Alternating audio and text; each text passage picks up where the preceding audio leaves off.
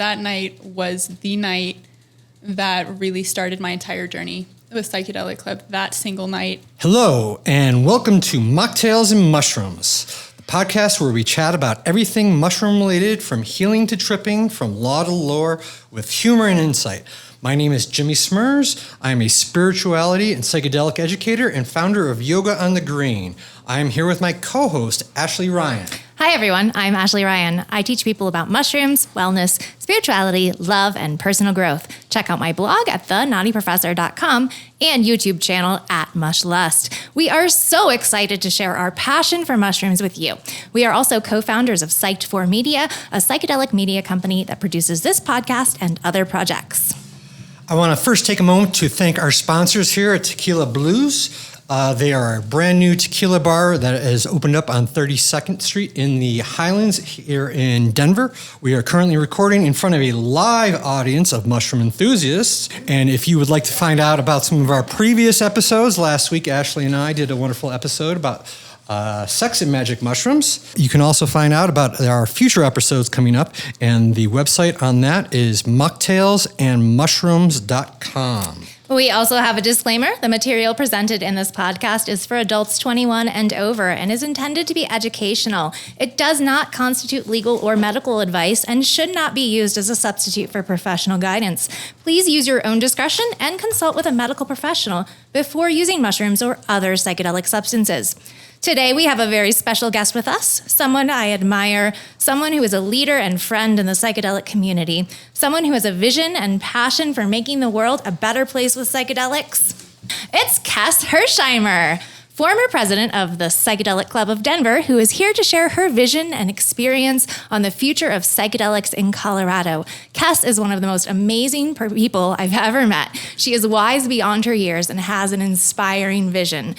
Kess is a passionate and dedicated psychedelic educator and advocate who has been involved in the Psychedelic Club of Denver since 2019. She became the president of the Denver chapter and helped the club grow and thrive through various challenges and opportunities. She has a wealth of knowledge and experience with different psychedelic substances. She has a strong sense of community and gratitude for the people she has met and befriended through the club. She is an inspirational leader who cares deeply about providing better harm reduction services for the psychedelic community in Colorado.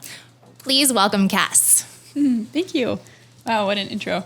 I could say all the same for you guys. You guys have been leaders in this space too for a long time.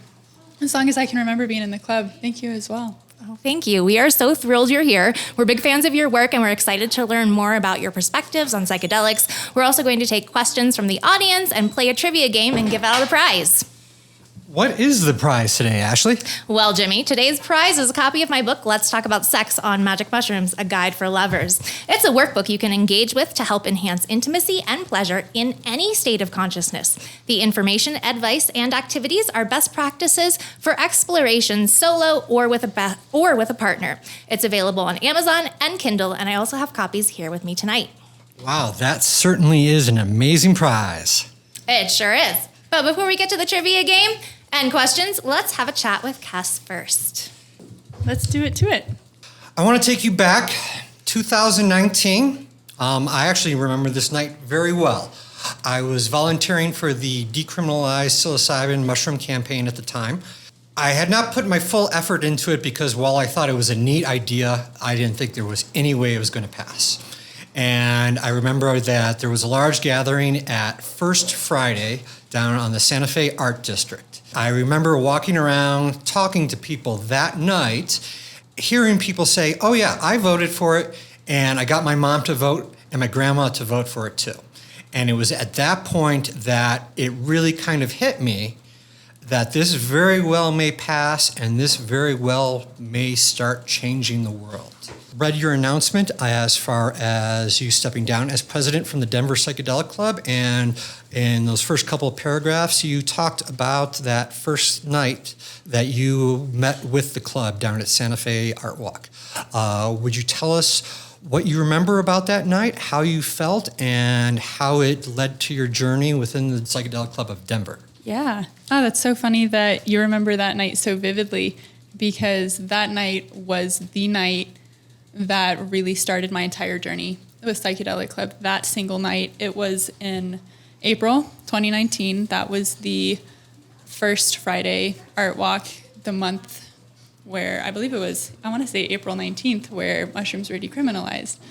And at that point, I was really just looking for community with psychedelics. I had a handful of psychedelic experiences leading up to it, kind of just dipping my toe in the pool and dabbling, seeing what those medicines could offer. And I was looking for community.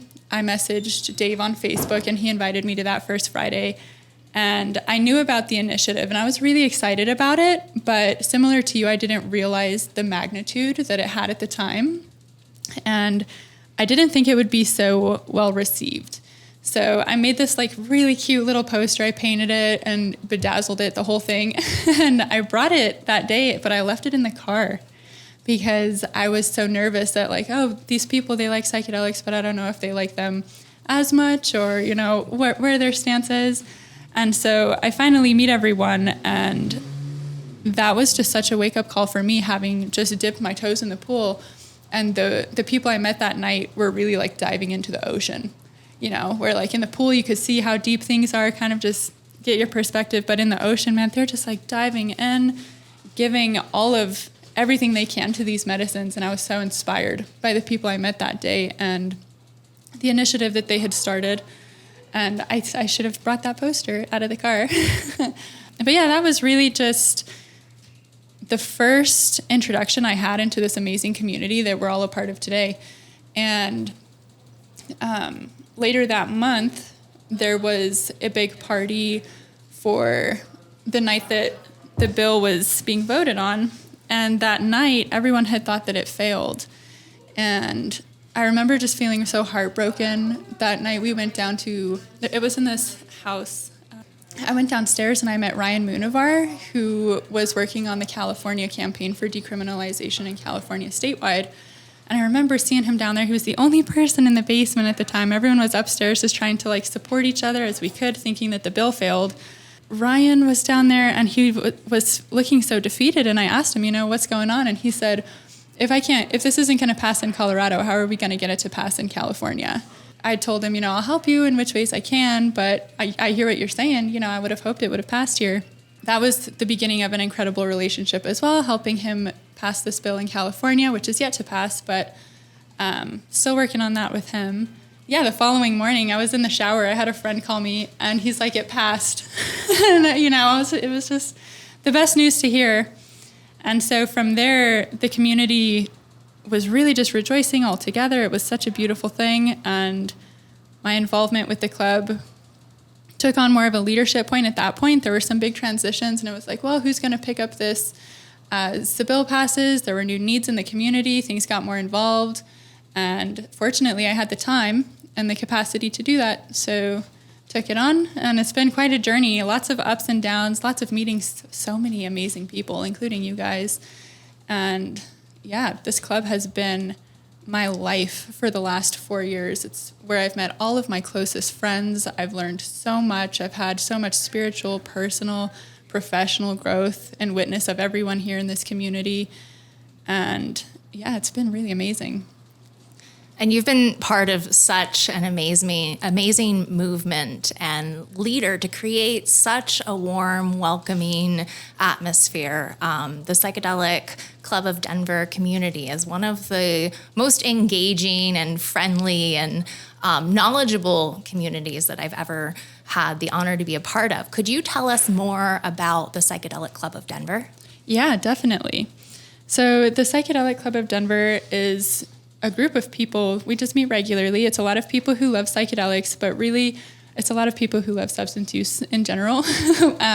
We used to joke around on the board that we should have just called it drug club, but that's not going to fly.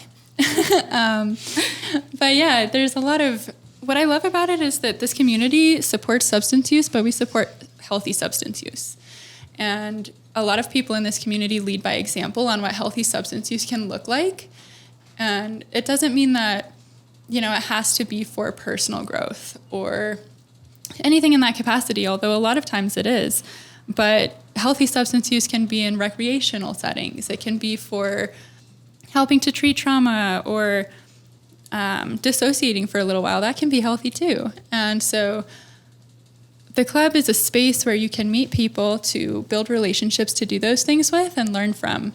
Through this club, I've learned most of what I know about substance use in general from the people who are doing it firsthand. And holy cow, these people are so smart in so many capacities, through chemistry, through history, health, and spirituality too, all of it across the board.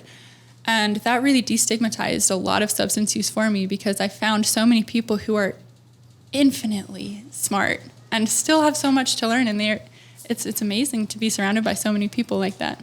Yeah, I absolutely love going to Psychedelic Club events.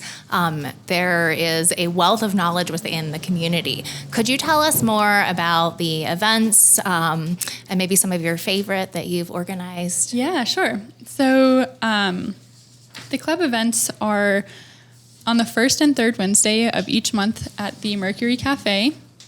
And we host a huge array of types of events. Some of them are social events, so things like bingo or trivia. And then we also have a lot of speakers come through. So therapists, researchers, authors, professionals in the community. And I think the next one will be on the third Wednesday of the month. They're having someone come in and speak about kava, who runs a kava bar locally.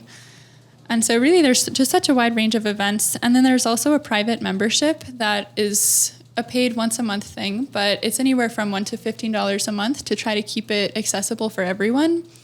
And there are members only events that include retreats, or there's a members only Discord. We have potlucks once a month. And so it's a really inclusive community, lots to learn. Some of my favorite events, oh my goodness, there have been so many. A few years ago, we hosted Zach Leary, and that was a really incredible talk. It was so cool. He was talking about how Richard Alpert was the one who bridged that relationship with using cannabis with his dad. And it's so funny because you would think that Tim Leary, I don't know, I guess I would have thought that Tim Leary would have introduced substances into Zach's life at some point, but he was explaining how Richard Alpert was saying, you know, Tim, if you don't introduce this to Zach, someone else is going to, and you can show him a healthy relationship and how to do it. Richard smoked cannabis with them all together for the first time, and that was Zach's first experience with that kind of medicine, which was really neat. So yeah, that was one of my favorite ones. I also really like trivia because it's so humbling. So many smart people, they come to these clubs. That sounds like so much fun. Yeah. And there are so many events just as members, Jimmy and I are members, that we don't even have the opportunity to go to because there's just an overwhelming amount of information and community. How can people get involved and join Psychedelic Club of Denver? Yeah, so we do have the private membership that can be found at pcodenver.com/join. But we also have the free events every month that are super engaging as well, and you can find as much community in that as well, as much as you'd like to be involved. And those are on the first and third Wednesday at the Mercury Cafe at 7. And you can find the programming for those on Facebook and Meetup. Awesome. Mm-hmm. We hope to see everyone at your next events. Yeah. So we got to catch up a little bit at, we had Psychedelic Science here in Denver, which was the largest psychedelic convention ever held. Had about 12,000 people, many of which I spoke with coming from internationally. It was quite the sight to see. I'm curious, what were your impressions? What do you think was the best part? What do you think was the not best part? And what probably surprised you most throughout the event? Oh, those are all great questions.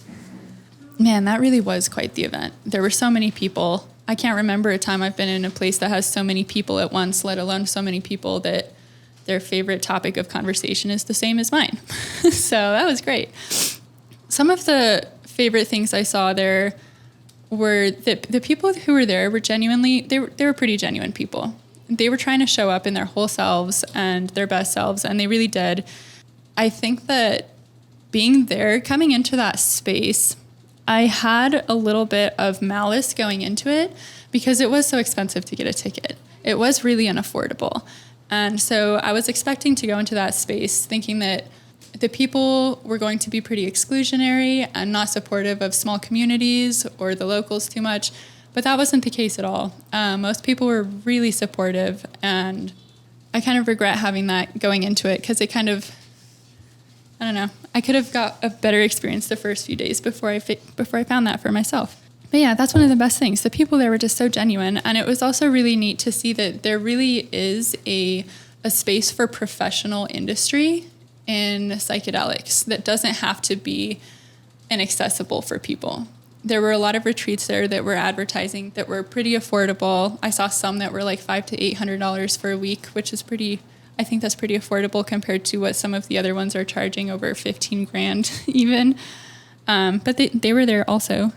There's also a lot of really great research being done, and so many labs that I didn't even know about. There's 2 specifically that are continuing Shulgin's work and finding more obscure psychedelics and analogs that was really interesting. The bad things I saw, or the things that I would have rather seen done differently, were more situational. There's 2 that are coming to mind specifically.